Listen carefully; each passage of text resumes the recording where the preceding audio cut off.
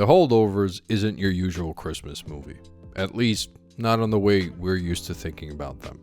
It doesn't have the feel-good endings of Home Alone or Elf, and it certainly doesn't revel in the warm, fuzzy magic of It's a Wonderful Life. I mean, one of the taglines for the movie is, "They're all alone in this together." And yet, if you spend any time on socials, you've probably noticed posts that say something like, "It's almost time for a rewatch of The Holdovers," always accompanied by mentions of cozy blankets and warm cups of tea around Christmas. But how does a film so grounded in life's harsher realities end up being embraced as a holiday favorite? Is it even fair to call it a Christmas movie at all? Well, as director Alexander Payne himself put it, quote, "I just don't see it as a Christmas movie. It's a movie that could take place only at Christmas because of the nature of it." So is Payne right? Is The Holdovers not a Christmas movie? Or has it somehow redefined what a Christmas movie can be? Let's talk about it. The perfect scene to consider in order to understand what Payne might be getting at is the gut-wrenching moment between Paul Hunnam and Lydia Crane at the Christmas Eve party. Before we get to talking about the scene itself, it's worth revisiting the smaller interactions that lead up to that moment. At the start of the film, we see the two together for the first time as Lydia gives Paul a batch of Christmas cookies, noting that not everyone on the faculty was lucky enough to receive one. He accepts them, offering no thanks in return, perfectly reinforcing his curmudgeonly demeanor and seemingly implying he has no interest in making a connection. Later on, after the shoulder popping out of the socket hospital episode, Paul and Angus end up at the local bar, where Lydia turns out to be a temp waitress for the holiday month. The two share fleeting moments of warmth, jokes at the expense of the principal, and a double on the rocks snuck past the register. Their relationship begins to take shape. When Lydia invites Paul and Angus to her Christmas party, it feels like the start of something meaningful. At that party, things continue to become even more intimate. Lydia compliments Paul, telling him he's exactly what the school needs right now, a striking sentiment given his earlier pessimism about the state of the world. She even kisses him under the mistletoe. By this point, it feels like the film is guiding us towards something significant between the two. A rare moment of connection for the lonely and abrasive Paul. If this was any other Christmas movie, the two would have shared their feelings for each other and started a wonderful relationship. Or maybe we'd be left on a tenuous cliffhanger going into the New Year's Eve party.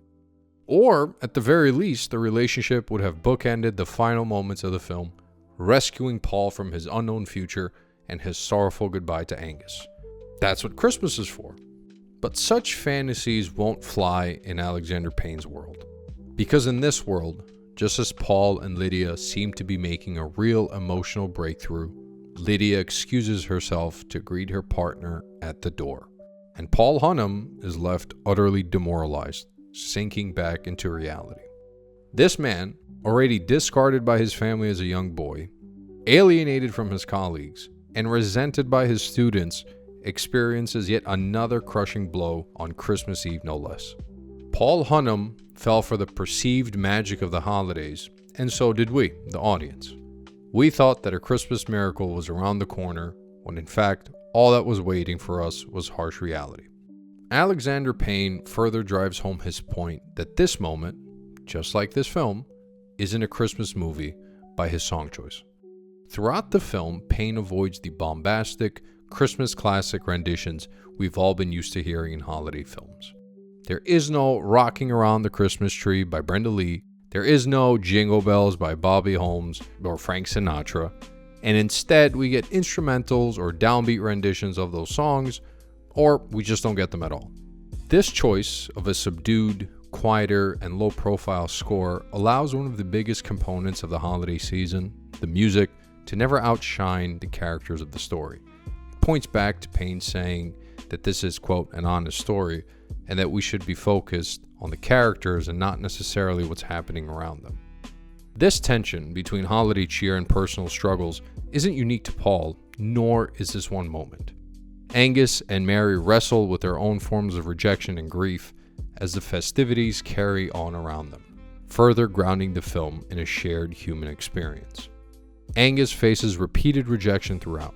His parents break their promise of a family Christmas, fail to let him join their ski trip, and leave him isolated with Captain Charisma himself, Paul Hunnam, for the holidays. His father's mental illness adds another layer of heartbreak, rejecting Angus not out of malice but because of his condition. Mary's struggles are just as profound. Grieving the loss of her son, she's further distanced from the faculty by her role as a cook and her identity as a woman of color. This racial and class divide is starkly illustrated when Teddy Kuntz, quote, the crown prince of all the assholes, per Mary herself, balks at the idea of her dining with them, reducing her to just a job rather than personhood. The Holdovers repeatedly subverts the overt positive holiday movie tropes by confronting these realities. But why? Payne himself provided the answer. He didn't set out to make a Christmas movie, but rather to tell an honest story. The holiday setting is only there to amplify the characters' struggles, forcing them and us to confront the gap between the idealized version of Christmas and the often painful realities of life. Nowhere is this devastatingly clearer than when Mary, at that same Christmas party that Paul suffered a heart-wrenching rejection, finds herself sobbing over the sink after the drinks finally open up the emotional well that was brewing within her from the first frame of the movie. He's gone, she says, finally letting the grief of her lost son surface to the top. As the script describes it, she says so with no more brave face, real grief in real time. So then the question is, how the hell did so many people, including myself, come out of this sob fest of a movie declaring it a Christmas classic? Well, I think it's because it doesn't try to sell you some glossy fake version of the holidays. The Holdovers doesn't promise miracles or perfect resolutions, and honestly, that's what makes it hit so hard, even if it deviates from the usual formula. It's not about grand gestures or magical fixes. It's about crooked trees, mismatched gifts, and the smallest acts of care when everything else feels like it's falling apart. I don't know about you, but I've had my fill of watching old dudes dealing with the responsibility of being Santa, or someone finding their one true love in the space of 24 hours because it just so happens to be late December. It's felt like that week stretch from Christmas Eve to New Year's is only about the wonderful miracles of life and nothing more. While The Holdovers does very objectively stand against this, it still gives its characters enough hope to carry on. Though the three of them can't find the connections they had hoped for, they do have each other in crucial moments, the most memorable of which is their Christmas dinner that left Angus referring to them as a family. Yes, a bit cheesy and perhaps the film's most overtly Christmas-like moment, but it doesn't feel unearned. These characters have suffered so much that when we find them at this moment, it's an acceptable reprieve from their troubles, akin to how we always find these smaller moments in our own lives, regardless of the turbulence around us. And this idea that you can only make the best of what is in front of you extends to the film's conclusion. Mary finds solace in her role as a secondary mother figure to her soon-to-be-born nephew or niece. She offers to pass on Curtis's name and continues working at Barton Academy for the child's education, something she couldn't do for her son. Even that consolation is riddled with such bittersweetness that I can still imagine her continuing to have her quiet, tearful moments in the future. Angus avoids being expelled, but his relationship with his mother and stepfather seems to have become even more tenuous. Though he manages to dodge military school here, it seems like that threat is always around the corner. His punitive stepfather looks like he's happy to ship him off if the opportunity arises again. And Paul loses the one thing that was so near and dear to him, his position at Barton Academy. But he does so having been able to stand up for his kindred spirit Angus at a time when no other person would have, or had ever seemed to. He traded in his security and comforts for the unknown, as we see him barreling down the road in his old beat-up light blue Chevy after a quiet emotional goodbye with Angus.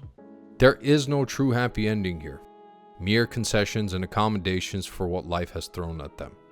It's this attempt by the film to always hold out hope in realistic and small places that I think has people coming back to it this Christmas and for holidays to come.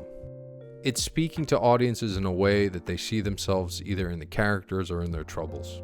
And it also speaks to the undercurrent of emotions so many of us seem to have over the holidays, a feeling that is so difficult to enunciate, but one that can't be pushed aside by gifts, cookies, or eggnog. As Charlie Brown said more than 60 years ago, I think there must be something wrong with me, Linus. Christmas is coming, but I'm not happy. I don't feel the way I'm supposed to feel. I loved The Holdovers last year, and I loved it again on my rewatch this year. It has a trance-like magnetism that is so hard to ignore and can only come from a film that genuinely cares about its characters and isn't sacrificing them for the sake of their context. The film prioritizes its characters' authenticity, depth, and individuality over using them as tools to serve the plot, themes, or setting of the holidays. It reminds us to do the same, to not let ourselves be drawn into the whirlwind of the holidays at the cost of how we really may be feeling. Life has been rocky for me this year, and the holiday season this time around isn't the same. I won't be able to sit down and watch the usual Christmas films I do, because most deliver an overtly manufactured cheer that is so counterintuitive to where my head is at. But having a film like The Holdovers is cathartic. Not only does it echo some of the sadness that I carry, but it reminds me to let that sadness take hold even during the most wonderful time of the year. I hope others find it for that reason alone. And though it's ultimately quite sad throughout, its message of continuing forward even when things seem lost is delivered with such sincerity that you can't help but feel like it just might all be okay in the end.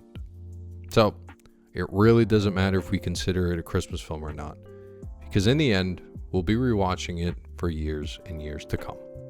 Thanks for watching. My name's Admir, and this was Storytime.